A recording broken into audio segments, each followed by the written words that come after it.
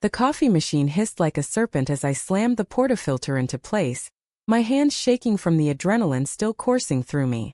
It was just another Tuesday morning in the bustling Seattle cafe where I worked, but nothing felt ordinary after what I'd overheard in the back alley. Jordan, my secret love of 6 months, whispering into her phone about an arranged engagement to some tech mogul's son, her voice cracking with resignation. The words, "I have to do this for the family," echoed in my mind, turning my world upside down, because in that moment, I realized our stolen kisses and whispered promises were built on a foundation of sand, and the tide was coming in fast. I, Alex Rivera, was no stranger to heartbreak. At 25, I clawed my way out of a rough upbringing in a rundown neighborhood on the outskirts of the city, where my single mom worked double shifts just to keep the lights on. Addiction had nearly claimed me in my teens, pills to numb the pain of feeling like an outsider, always the queer kid in a conservative school, but I'd gotten clean 3 years ago, channeling my energy into this barista gig at Brew Haven. It wasn't glamorous, but it was honest work and it kept me grounded. Then Jordan Harrington walked in one rainy afternoon, her designer coat dripping, ordering a latte with an extra shot of espresso. She was 28, heir to Harrington Enterprises, a massive real estate conglomerate that owned half the skyline in Seattle. Polished, ambitious, and straight out of a Forbes magazine cover, she was everything I wasn't. Yet, somehow our conversations over foam art turned into late-night texts, then clandestine dates in hidden parks, where we'd share dreams under the stars. She confided in me about the suffocating expectations of her family. Her father, a stern patriarch who viewed her sexuality as a phase to be corrected for the sake of the legacy. I thought I was her escape, her truth.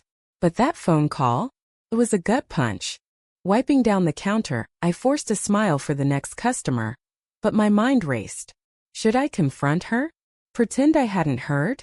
The cafe was my sanctuary, a place where I could blend in, but now it felt like a trap. Jordan usually stopped by around noon, her lunch break ritual. Today I dreaded it. As the door chimed, there she was, her blue eyes scanning the room until they landed on me. She approached with that effortless grace, but I saw the shadows under her eyes, the subtle tension in her shoulders. "Hey, Alex," she said softly, leaning in as if nothing had changed. "The usual?" I nodded, my throat tight, steaming the milk with more force than necessary. Handing her the cup, our fingers brushed, and I pulled back like I'd been burned. She frowned. "Everything okay?" I couldn't hold it in. "I heard you," I whispered, glancing around to ensure no one was listening. "In the alley. About the engagement." Her face paled, the cup trembling in her hand. "Alex, it's not what you think. Let me explain after work." I agreed, but doubt gnawed at me. What explanation could justify betraying us? The rest of my shift dragged on. Each latte I poured a reminder of how we'd met. Jordan's family was old money, rooted in traditional values that clashed with her hidden identity. She told me stories of debutante balls and forced blind dates with eligible men, all orchestrated by her mother, who saw Jordan's career success as a stepping stone to a proper marriage. Her father, Reginald Harrington, was a pillar of the community, donating to conservative causes that preached family values, code for heteronormative ideals. Jordan had rebelled quietly, excelling in business school and rising through the company ranks, but coming out? That would mean disinheritance, scandal, the end of her carefully constructed life. I understood the pressure. My own mom had disowned me briefly when I came out at 18, only reconciling after I hit rock bottom with my addiction. But I'd chosen authenticity over comfort. Why couldn't Jordan? We met that evening in a quiet booth at a diner across town, away from prying eyes. Rain pattered against the window, mirroring the storm inside me. Jordan slid in opposite me, her usual poise cracked.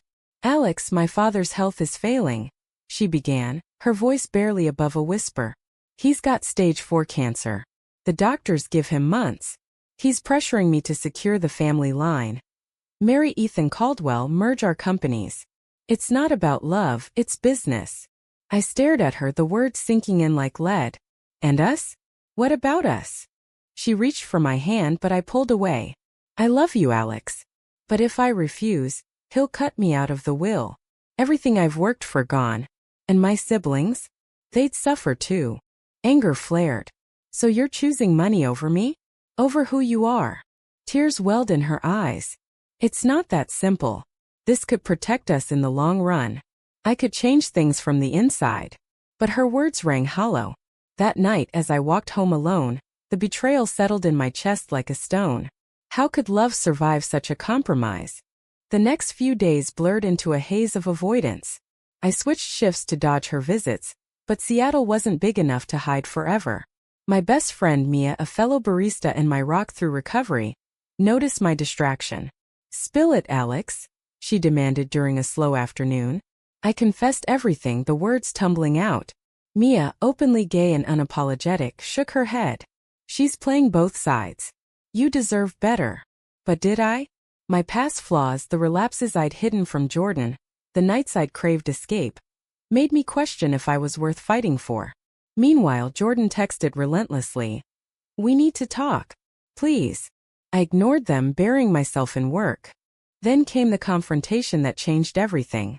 Jordan showed up at closing time, her eyes red-rimmed. "Alex, I can't lose you." We argued in the empty cafe, voices echoing off the walls. "You're ashamed of me," I accused. "Of us." She denied it, but her hesitation spoke volumes. "My family would never accept this. You don't understand the scrutiny." I laughed bitterly. "I understand rejection just fine. But I chose to live openly. What's your excuse?" She left in tears and I locked up, feeling the weight of my words. Little did I know this was just the beginning of the unraveling. The following week, the news hit like a thunderclap. Harrington Enterprises announced the engagement of Jordan Harrington to Ethan Caldwell in a lavish press release, splashed across business pages and social media. I scrolled through the articles on my phone during a break, my stomach churning at the posed photos. Jordan in a stunning gown, Ethan's arm around her waist, both smiling for the cameras. The caption read, "A union of empires." Friends texted condolences, but I replied with forced nonchalance. Inside, rage simmered. How could she go through with it? Our love reduced to a secret she'd bury for status. I threw myself into distractions. Extra shifts, gym sessions, even a support group meeting for queer folks navigating family drama. There I met Lena, a 26-year-old artist with a fiery spirit and tattoos that mirrored my own. She shared stories of cutting ties with her homophobic parents, emerging stronger. "Sometimes you have to burn bridges to build your own path," she said. Her words lingered, tempting me to move on. But Jordan's pull was magnetic. Late one night, she appeared at my apartment door, soaked from the rain. "I couldn't stay away," she admitted, stepping inside. We talked for hours, her explaining the facade. The engagement was a ploy to appease her father during his final months. "Once he's gone, I'll end it. We can be together." Hope flickered, but doubt loomed. "And in the meantime, you pretend to love him." She winced. "It's acting. For the greater good." I wanted to believe her, but the moral quandary gnawed at me. Was I enabling her denial? As weeks passed, the double life strained us both. Jordan attended engagement parties, her social media filled with couple photos, while our meetings grew furtive, stolen hours in motels or my cramped studio. Each time guilt etched deeper lines on her face. "This is killing me," she confessed one evening, her head on my shoulder. "But Dad's will stipulates a stable marriage for inheritance. Without it, the company goes to my uncle, who's even more conservative." I researched it quietly, confirming the clauses in public records. It was a trap of legacy and greed. My own moral compass spun. Was loving her worth compromising my integrity? I started pulling away, canceling dates, citing exhaustion. Then came the betrayal that cut deepest. Mia, ever the investigator, showed me a leaked email from Jordan's assistant. Plans for a quick wedding in 3 months. "She's not stalling, Alex. She's committing." Confronted, Jordan broke down. I panicked. "Dad's worse. He wants to see me settled." We fought viciously, accusations flying. "You're a coward," I yelled. "And you're selfish," she shot back. "You don't get the pressure of billions at stake." She stormed out, leaving me shattered. That night I relapsed, popping an old pill from my hidden stash, the numbness a cruel comfort. Waking with regret, I flushed the rest, vowing to end this cycle. Pressure mounted from all sides. Jordan's mother, Evelyn, a socialite with a sharp tongue, somehow learned of us. She cornered me at the cafe one day, her designer purse clutched like a weapon. "Stay away from my daughter," she hissed. "You're a distraction, a phase. Jordan has responsibilities." I stood my ground. "She loves me." Evelyn laughed coldly. "Love? This is about survival. One word from me, and your little job here vanishes. Harrington owns the building." The threat hit home. Eviction notices had plagued my mom before. I quit that day, packing my apron with trembling hands. Jobless, I crashed on Mia's couch, applying frantically for new gigs. Jordan reached out, furious with her mother. "I'll handle this." But her handling meant more lies, publicly affirming the engagement while privately begging my forgiveness. The societal whispers grew. Tabloids hinted at Jordan's wild side, fueling homophobic backlash from conservative circles. Online trolls targeted her, calling her a fraud. She confided the toll. Anxiety attacks, sleepless nights. "I'm losing myself," she admitted over a hushed call. Yet she wouldn't break free. I urged therapy, but she dismissed it as weakness. The turning point came at a family gala Jordan invited me to secretly observe from afar.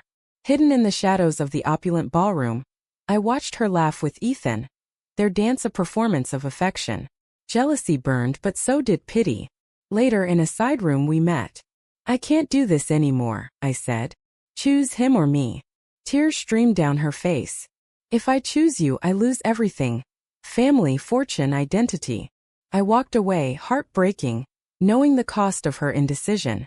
Days later, Reginald Harrington passed away, the news dominating headlines. Jordan's world imploded. At the funeral, broadcast live, she stood stoic beside Ethan. I watched from home, aching. Post-funeral, she called, "It's over." But the will? It's ironclad.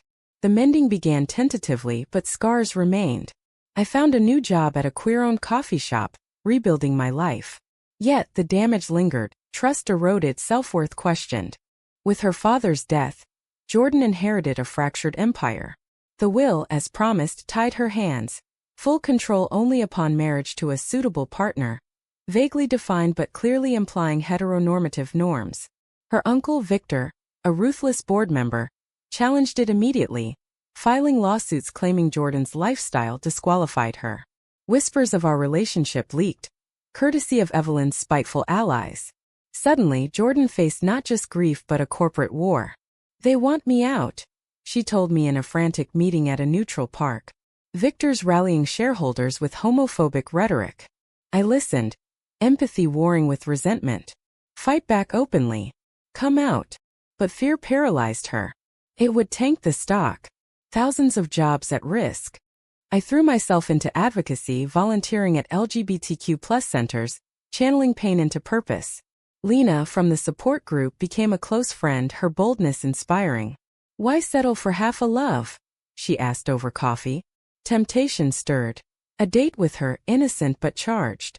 I declined, loyalty to Jordan lingering.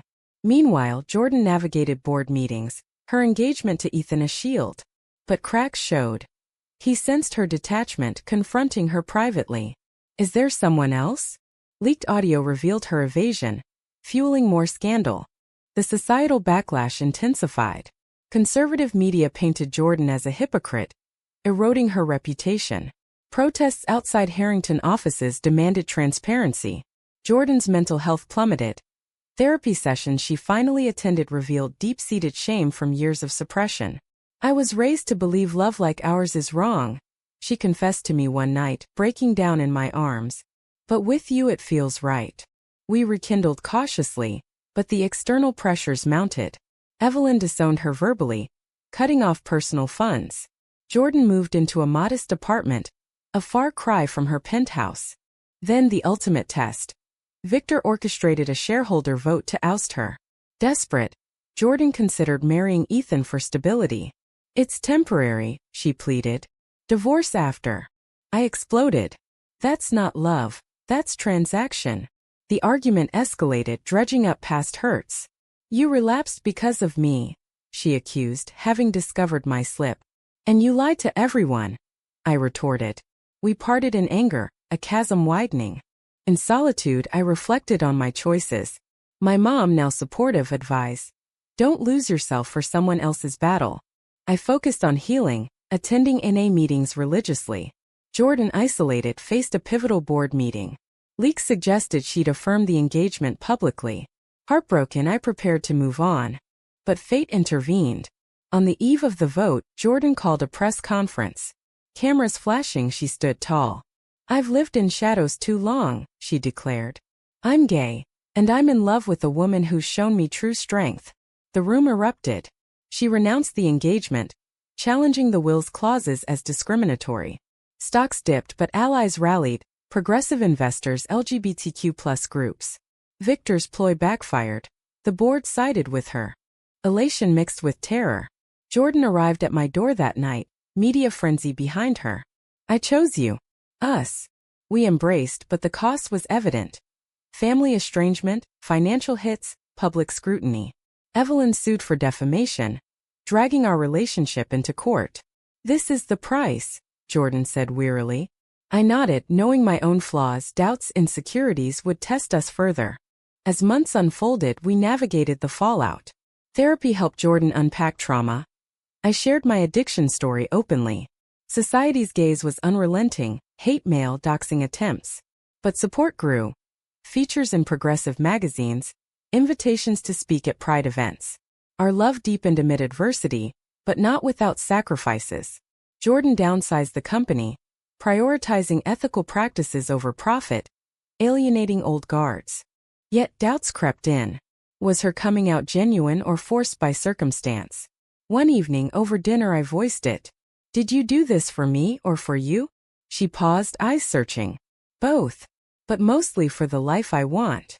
Honesty bridged the gap, but the journey was far from over. The legal battles raged on, draining resources and energy. Evelyn's lawsuit accused Jordan of tarnishing the family name, demanding reparations. Courtrooms became our second home. Testimonies exposing raw vulnerabilities. I took the stand, recounting our love amid hostile cross-examinations. Ms. Rivera, isn't this just a fling exploiting Ms. Harrington's wealth? The lawyer sneered. No, I fired back. It's real, despite everything. Jordan's turn revealed her inner turmoil.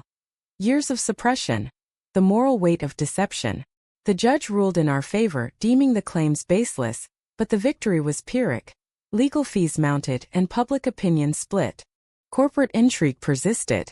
Victor, undeterred, leaked internal memos suggesting Jordan's instability. Shareholders wavered, stocks volatile. Jordan worked tirelessly reforming policies. Inclusive hiring, partnerships with LGBTQ+ organizations. This is my redemption, she said. But exhaustion showed, sleepless nights, strained conversations. I supported her, but my own life suffered. Job instability from media attention, old friends distancing themselves from the drama. A shocking twist emerged. Ethan, spurned but sympathetic, provided evidence of Victor's embezzlement. I cared for you, Jordan, he admitted in a private meeting. But this isn't right. With proof, Jordan ousted Victor, securing her position. Gratitude mixed with awkwardness. Ethan's revelation forced Jordan to confront her use of him. I hurt him for selfish reasons, she admitted tearfully. What does that make me? Forgiveness came slowly, but it highlighted the ethical gray areas we'd navigated. Societal pressures evolved into personal reckonings. At a pride parade, we marched hand in hand, cheers drowning out jeers. Yet, anonymous threats arrived. Freaks don't belong in boardrooms. Security became necessary, isolating us further. My mom, proud but worried, urged caution. Love shouldn't cost your safety. Internal conflicts flared. Jordan's lingering ties to conservative circles clashed with my activism. We can't alienate everyone, she argued. Change takes time.